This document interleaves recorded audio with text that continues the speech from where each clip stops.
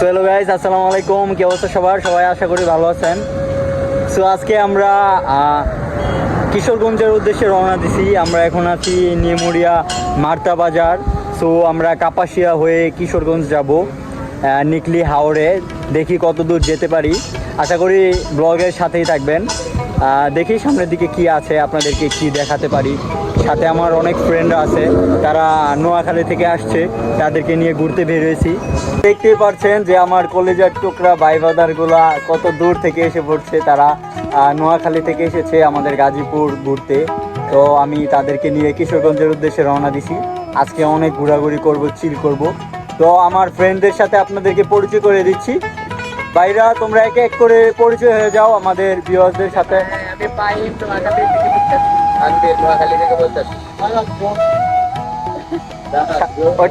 এটা হচ্ছে আমাদের শাহাদাত ভাই, নোয়াখালী থেকে আসছে ভাইও। আর ওটা আছে রাহাত ভাই, যার কথা না বললেই নয়। সে অনেক কিপটা ধরনের একটা মানুষ, মানে পকেট থেকে মানে টাকা বাইরে না তার। সো গাইস, আমরা আস্তে আস্তে কাপাসিয়া চলে আসছি। আমাদের একটু সামনে কাপাসিয়া ব্রিজ। তো আমরা একটা পাম্পে দাঁড়াইছি, আমরা ফিউল নিচ্ছি বাইকের জন্য। ফিউল প্রায় শেষ পর্যায়ে। তো আমরা সামনের দিকে আগাবো। আমরা কাপাসিয়া ব্রিজ পার হয়ে, কাপাসিয়া টোপ পার হয়ে আমরা নিকলির দিকে রওনা দিব। ভিউয়ার্স, আপনারা দেখতেই পারতেছেন যে আমরা হাওড়ের অনেক কাছাকাছি চলে আসছি। এখান থেকে নিকলি হাওড় আর মাত্র 4 কিলো দেখাচ্ছে আমাদের গুগল ম্যাপে।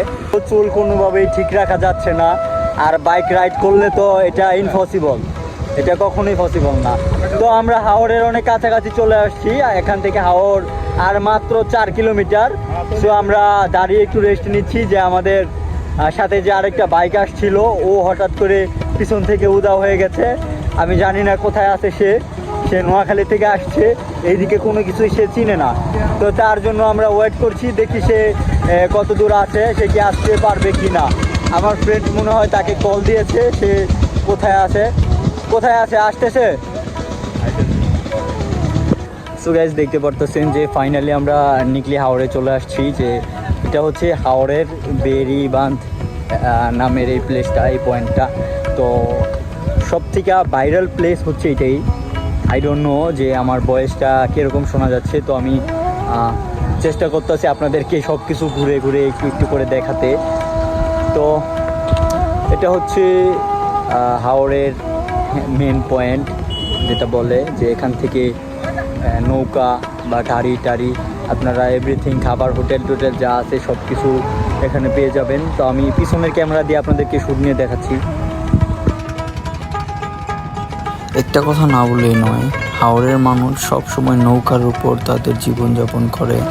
নৌকায় তাদের একমাত্র সম্বল। আপনারা যারা এখান থেকে নৌকা নিয়ে মিঠামই বা অষ্টগ্রামের উদ্দেশ্যে যেতে চান, তারা আপনারা এখান থেকে ইজিলি নৌকা পেয়ে যাবেন। যে এখানে অনেক নৌকা স্টকে থাকে। আর মাঝি মামারাও ওই যে ওখানে বসে রয়েছে। আমি আসার পরে আমার সাথে অনেক মার্কেটিং করছে তারা, যে কেউ বলে যে অষ্টগ্রাম 400 টাকায় নিয়ে যাবে, কেউ বলে 800 টাকায়, কেউ বলে 1500 টাকায়। অ্যাকচুয়ালি প্রাইসটা আমি জানতেছি না, এজন্য এখানে আসলে আপনারা অবশ্যই একটু দামাদামি করে মার্কেটিং করে তারপর নৌকাটা নেবেন যারা নেন। এখানে আসলে পর্যটক এলাকা, তো মানে আপনাদেরকে একটু কেয়ারফুলি থাকতে হবে আর কি। যে যদি একটু মার্কেটিং করে নিতে পারেন তাহলে অবশ্যই কমে নিতে পারবেন। তো দেখতে পারতেছেন যে ওই যে নৌকা, একটা 2টা নৌকা দেখা যাচ্ছে যে তারা আসতেছে এইদিকে। যে এখানে একটা ছোট ভাইয়া বড়ি দিয়ে মাছ ধরতেছে। তো আই ডোন্ট নো যে সে কি মাছ পেয়েছে কি না, সে চেষ্টা করতেছে, তার কাছে যাই। কখন আইছো তুমি? সকালে?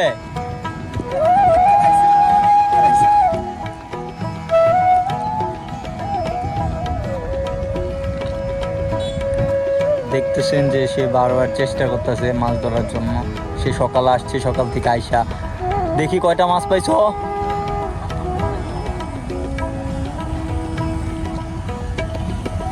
সে সকালে আসছে, সকাল থেকে আইসা এই কয়টা মাছ পাইছে সে, তারপরও সে হাল ছাড়ে নাই।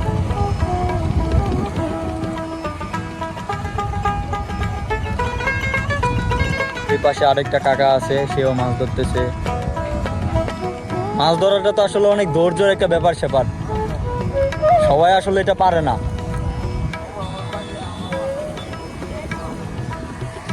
এই যে গাইস দেখতে পারতেছেন যে সে সুন্দর একটা মাছ ধরে ফেলছে।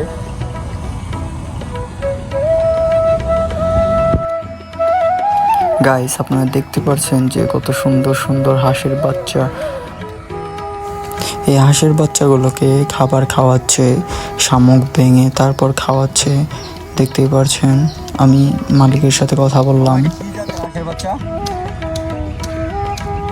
কি জাতের হাঁসের বাচ্চাগুলা? ওই যে দেশি হাঁস যে ডিমের জন্য নাকি এমনিতেই?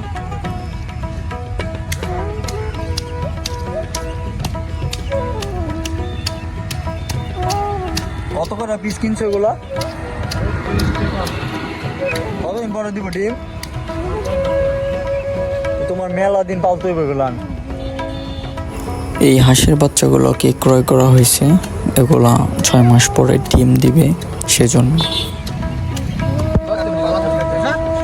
এটা কি আর ভাই? এটা মিষ্টি করি এটা তেঁতুল আর খেজুর আর তেঁতুল মিক্স আস্তা মিষ্টি করি আছে, 70,000 আছে, চালতা আছে, আমের ফুলি আছে। তো গাইস নিকলি আসছে, আপনারা অবশ্যই এই যে ভাইয়া আছে, ভাইয়ার কাছ থেকে আচার খাবেন। ভাইয়ার আচার অনেক সুস্বাদু, আসলে অনেক মজা। কিরকম আচারের রিভিউ দাও না কেন? এই বড় ভাই ফার্স্ট হইছে কমপ্লিট।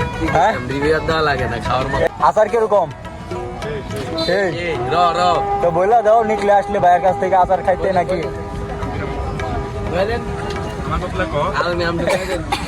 এই রাত এই তানভীর ভাই নতুন জামাই বুঝো না শর্মায়।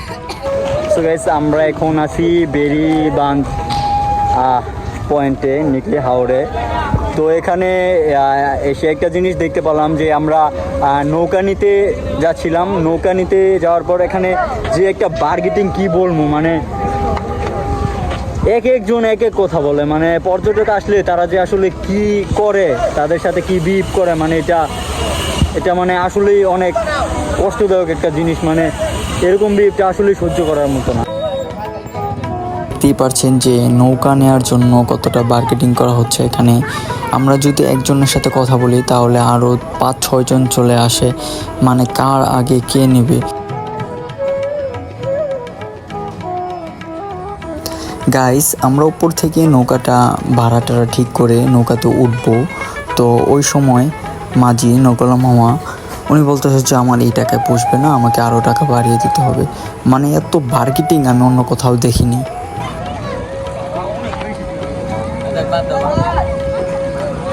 মেহেদি কি অবস্থা, ভালো আছো? বাবা ছিলাম, কিন্তু আমি দেখলাম যে নৌকার যে বার্গেটিং, মানে আমি বুঝলাম না। পর্যটক দেখলে এখন মাথা নষ্ট হয়ে যায়।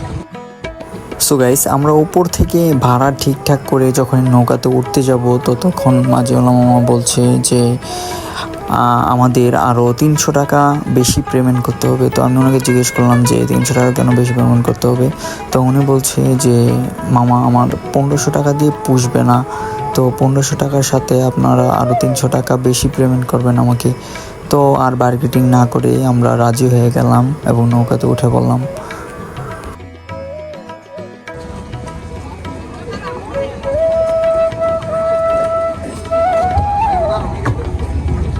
তারা আগে ওইটা লে করিল।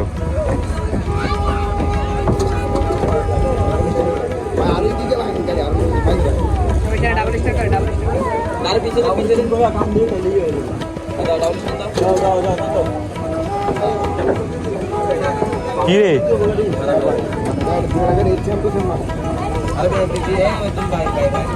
ফাইনালি আমরা নৌকা নিয়ে নিছি। তো নৌকাতে বাইকও উঠানো হয়ে গেছে। তো এখন আমরা মিঠামুয়ের দিকে রওনা দিব। আর রাহাত কই? এখানে সবাই অনেক এক্সাইটেড যে নৌকা দিয়ে ঘোরাঘুরি হবে, চিল হবে, মজা হবে। কি আবেগগুলো কি মনে আছে? হ্যাঁ মনে আছে। হ্যাঁ সব কিন্তু আজকে তুলে ধরতে হবে।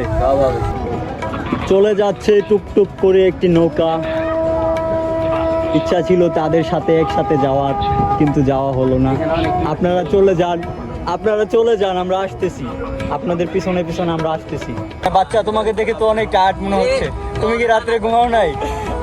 তুমি সকালে খাও নাই? তুমি সকালে খাও নাই? রাতে ঘুমাও নাই? কথা কথা কেন আসতে কথা আসতে আসতে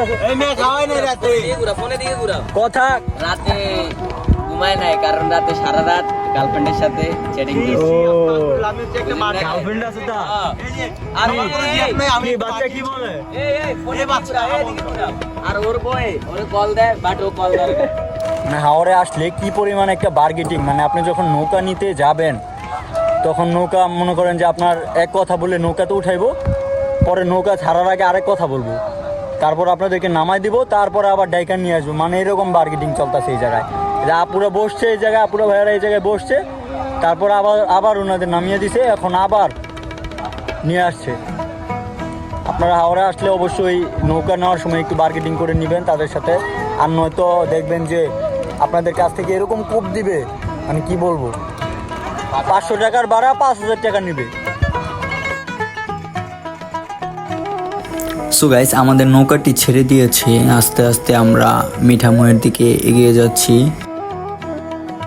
চারিদিকে শুধু পানি আর পানি, সাথে নেই তুমি। যদি সাথে থাকতে তুমি, তাহলে হয়তো আরো ভালো লাগতো আমার।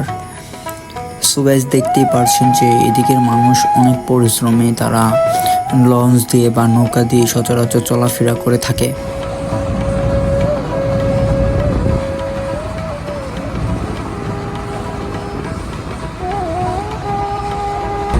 এই যে একটা লোক খাওয়া ছাড়া কিছু বুঝে না, যেন যায় হেন খালি খায়।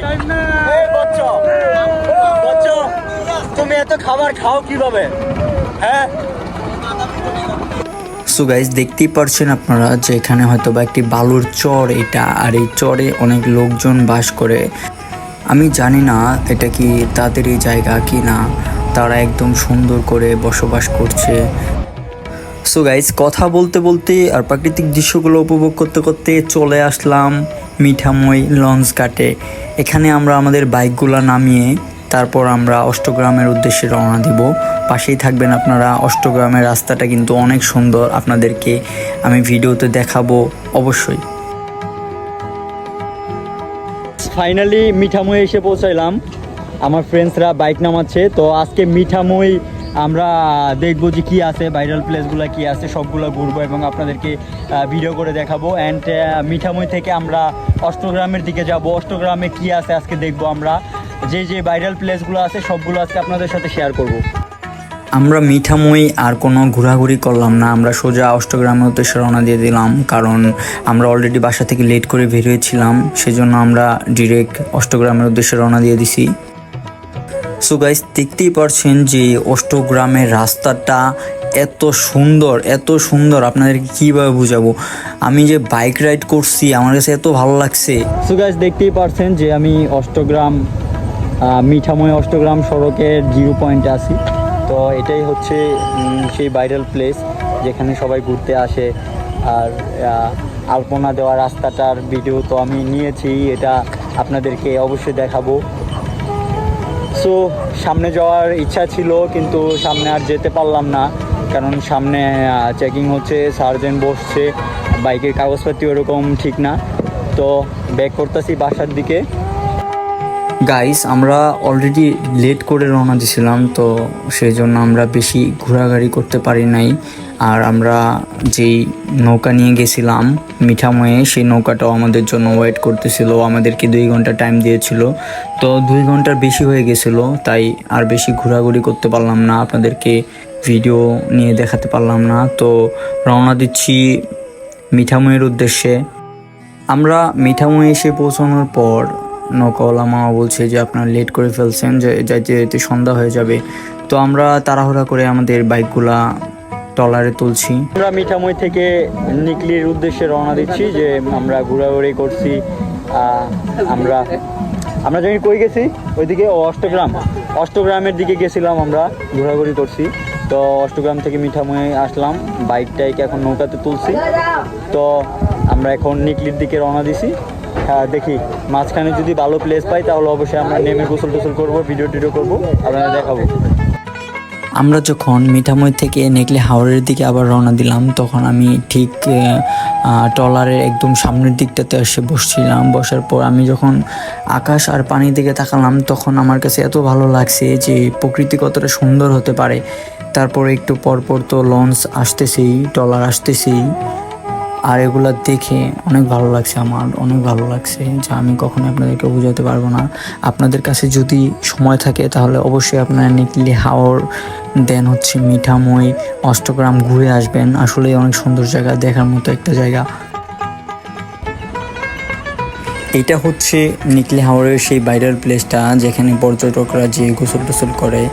সো এখানে এখন আমার ফ্রেন্ডসরা হয়তো বা নামবে, নেমে গোসল টোসল করবে, আমি নামবো না, সন্ধ্যা হয়ে গেছে সেজন্য। তো ওরা নেমে গোসল টোসল করুক, আপনাদেরকে ভিডিও আমি দেখাচ্ছি। আর আমার ফোনে বেশি চার্জ নাই, আর ব্যাকআপ দেওয়ার মতো কোনো কিছু নিয়ে আসি নাই। সো সেজন্য হয়তো বা আমি আর কোনো ভিডিও ক্লিপস নিতে পারবো না।